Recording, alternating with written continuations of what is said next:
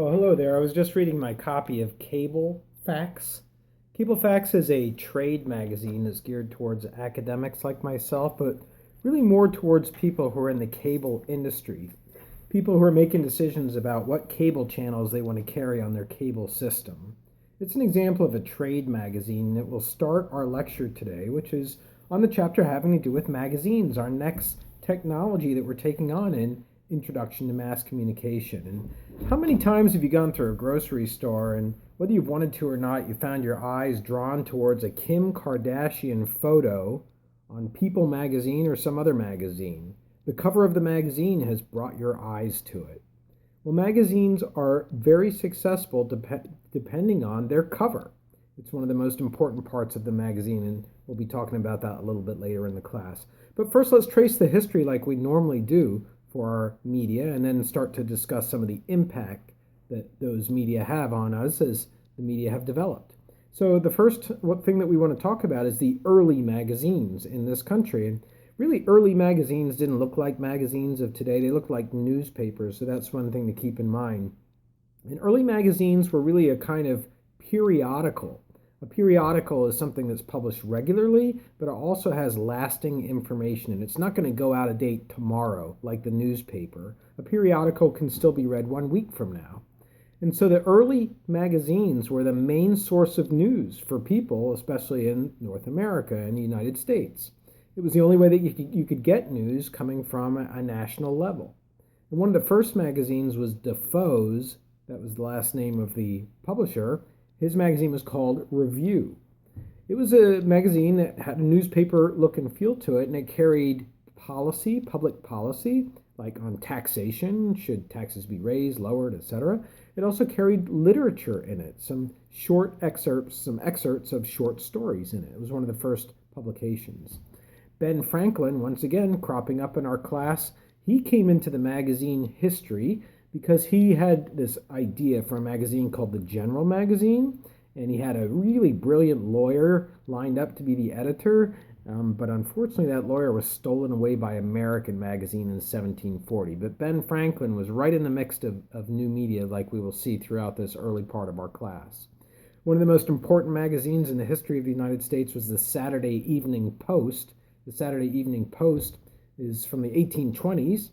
And it's a magazine that would contain essays, poetry, and obituaries. But perhaps what it is most well known for are the sketch drawings that were done by a very famous American artist that many of you probably have hanging up in your bathroom in your houses, in your family's houses right now, or somewhere in the house. I'm talking about Norman Rockwell. He used to publish his prints, his sketches, in the Saturday Evening Post. Well, something happened in the 1880s that transformed magazines and gave them really the most important feature that they have today, and that is the birth of the photograph, or specifically photojournalism. And it's because of the development of a technology called a halftone, H-A-L-F tone, a halftone. It's basically being able to create an image by putting a series of dots into a frame, and that is how the photograph is created. It's much more technical than that, of course, but it allows magazines to print photographs. And one of the first persons to push this idea of photojournalism to its limit was a photographer by the name of Matthew Brady. And he published a lot of Civil War photos, and you can find those in your book. And in fact, in this chapter, I really hope you look at all of the photos in the chapter. It's really going to get across the feeling and the importance of that function in magazines.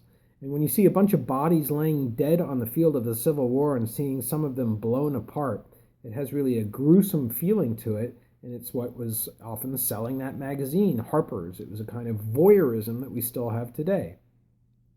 So the magazine business started to take off after photojournalism and photographs became possible, and the magazine started to take off during the industrial era.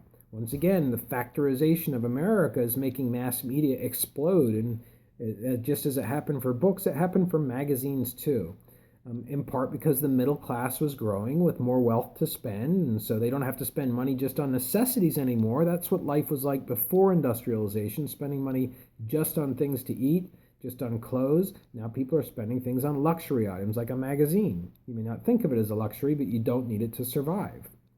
Also, what gave rise to the magazine, in addition to the middle class, is now national advertisers started to take notice that this is a way that they could reach the general public, like Quaker Oats. Still around today, oatmeal by Quaker Oats.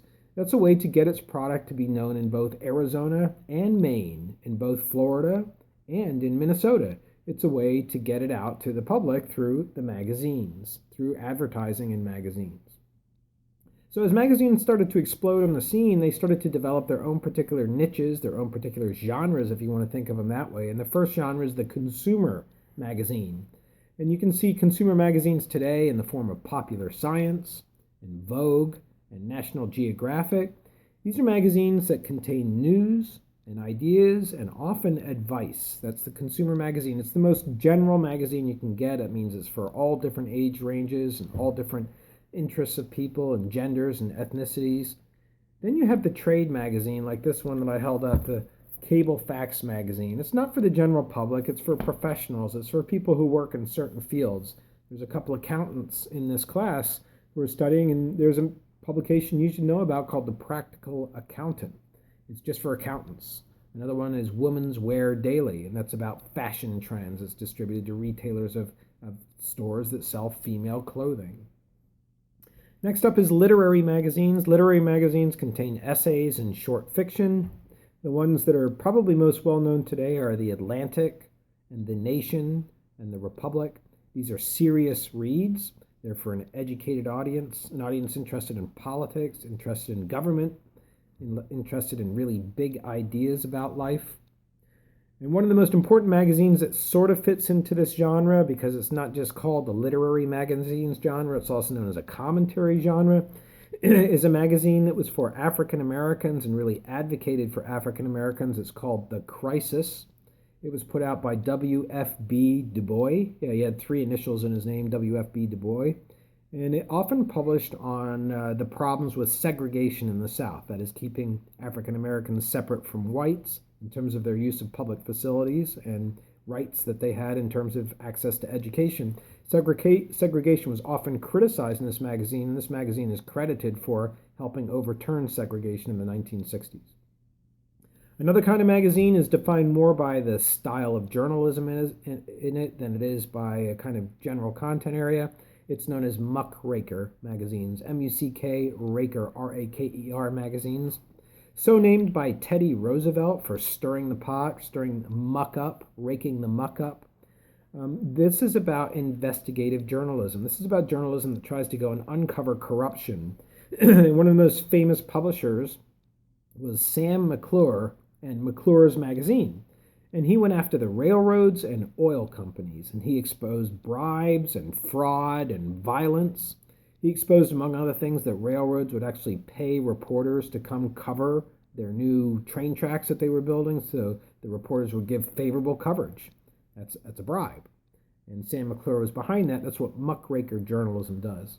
Then there's also women's magazines geared specifically towards women, recognizing that at least in the early stages of the workforce, women were largely the people who were at home, stayed at home while the man went out and worked. And so women had some leisure time, and they would read magazines, and magazines catered toward their interests that were women's magazines. So you've got one of the most famous early on magazines was Lois Godey's Ladies' Book. And it was just some tips about how to keep the household. It was tips about some female fashion and beauty, not like we see today. It was about feminine issues related to hygiene. That's what this magazine early on started to target. And it was followed later by 7 magazines known as the Seven Sisters, became sort of the core of magazines for the female audience. 2 of them include Red Book and Ladies' Home Journal.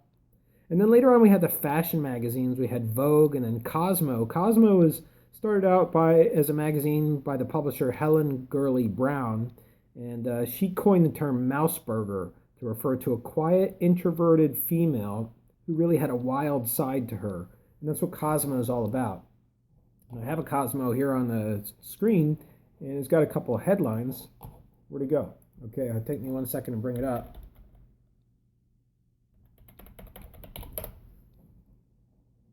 And the headlines in this Cosmopolitan magazine from today are a 46-year-old who accidentally fell and penetrated teenager cleared of rape. Wow. Supermodel Bar Raffaelli has been arrested for tax evasion. The most offensive things people said about women in 2015. So this is Cosmos still following that mantra of the mouse burger today.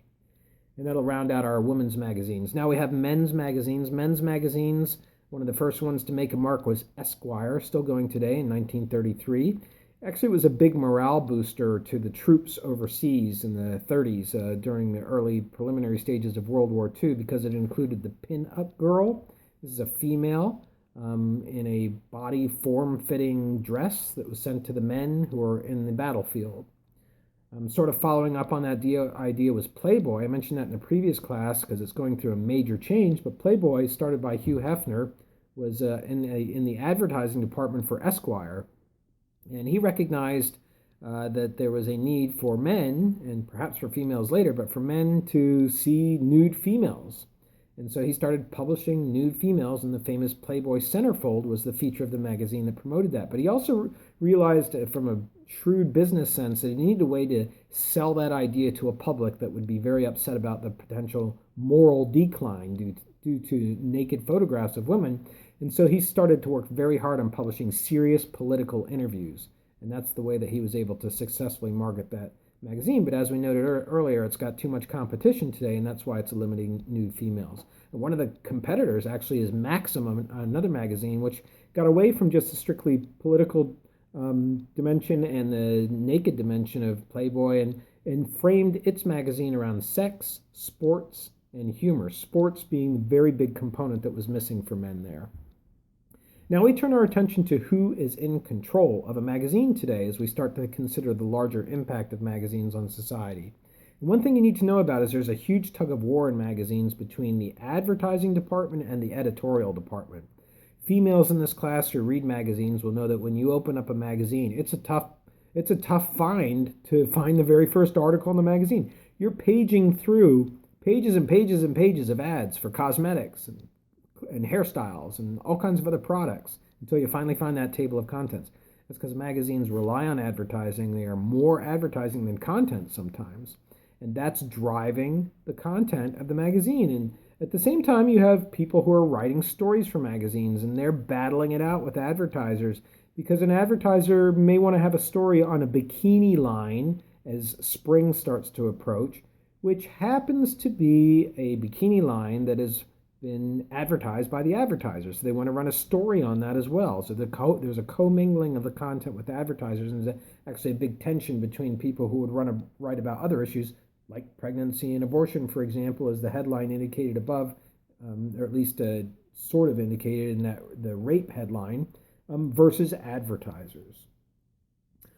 Also, there's the whole idea of the cover of the magazine as being the most important element, which I started class with today. And the cover is the most important part because it grabs your attention and hopefully shocks you into wanting to purchase the magazine or at least pick it up and flip through it. And because of that, the cover has been relatively conservative, even though you may think that it's not conservative when it's had naked females on it and females with tattoos and men with tattoos and men with earrings and men with colored hair.